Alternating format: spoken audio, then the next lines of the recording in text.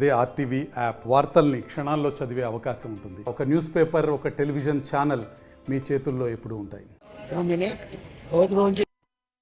అయితే కబ్జా చేసుకుని పోతున్నారు. దాన్ని మేము ఎదుర్కొంటూ మేము అయితే దాన్ని పోతున్నాము. అదే ప్రకారంగా దానికి రాజకీయ అండ తర్వాత అధికారులు అందరూ ఉండడం వల్ల ఒక వ్యక్తి అయితే దానికి సుమారు ఒక రోడ్డునే ఏర్పాటు చేయడం సిద్ధమైనాడు. దానికి కౌన్సిల్ కూడా 480 జీవో ప్రకారంగా 2023 మార్చి 31 ఆమోదం చాలా చాలా అప్రజాస్వామికం. అది ఎవరికి తెలియకుండా మరి కౌన్సిలర్ కూడా తెలియకుండా దాన్ని ఆమోదం చెప్పినామంటే కన్నా చాలా ఘోరం, చాలా ప్రమాదకరం. ఇది అయితే కన్నా కమిషనర్కి అయితే తెలిసిన విషయమే, కానీ తెలిసి కూడా ఆయన ఆమోదం చెప్పడం అంటే ఒక రెడ్డి సపోర్ట్ చేసినట్టు కనిపిస్తా ఉంది. ఇది చాలా ప్రమాదకరం, అక్రమం మేము డిమాండ్ చేస్తున్నాం.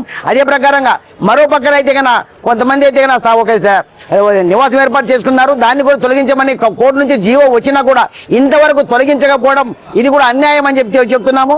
ఈ ప్రకారం ప్రశ్నించేందుకోసమై మా సంఘ నాయకులపై కొంతమందిపై అక్రమ కేసు బనాయించడం కూడా ఎంతవరకు న్యాయం అని మేము డిమాండ్ చేస్తున్నాం. కాబట్టి ప్రజాస్వామ్యబద్ధంగా ఈ పరిపాలన చేస్తే చాలా మంచిగా ఉంటుంది. గత ప్రభుత్వం కూడా అన్యాయం పాల్పడింది, ఈ ప్రభుత్వం కూడా అదే ప్రకారం అన్యాయం పాల్పడడం వల్ల చాలా వ్యతిరేకత ప్రారంభమవుతుంది. కాబట్టి వెంటనే ఆ జీవోను రద్దు చేసి ఆ ప్రజా సంఘాల మీద పెట్టిన నాయకుల మీద కేసు కూడా ఎత్తివేయని చెప్పేసి డిమాండ్ చేస్తున్న పేరు కామలే గణేష్.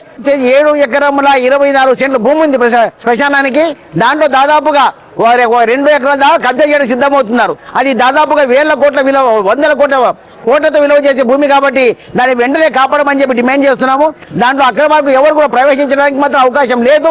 అవకాశం లేకుండా మేము విధంగా ఉధృతం చేస్తామని చెప్పేసి సభాముఖంగా మేము డిమాండ్ చేస్తున్నాం. నెంబర్ వచ్చేసి 183A 183B 184 నందు ఉంది. మొత్తం భూమి 7 ఎకరాల 14 సెంట్ల భూమి ఉంది. దీనిపై అధికారులు కనీసం ఇంతమైతే భూమి అయితే మీదే, మీ ఎక్కడ పోతే మీకు అంటున్నారు. కానీ లోపల మాత్రమే మరొక వ్యక్తి దానం చేయడం ఇది చాలా అక్రమం. అంటే లోపల వాళ్ళకు అయితే కన్నా సుమ్మ కైందని చెప్పేసి మేమైతే మేము భావిస్తున్నాం. 3 కుల సంఘాలు 22 కుల సంఘాలు దీంట్లో ఉన్నాయి. మాకైతే మా భూమి ఎంతైతే ఉంటుందో దాన్ని సర్వే చేయించినాము. ఆ సర్వే ప్రకారం మా భూమి మాకు కేటాయించమని డిమాండ్ చేస్తున్నాము.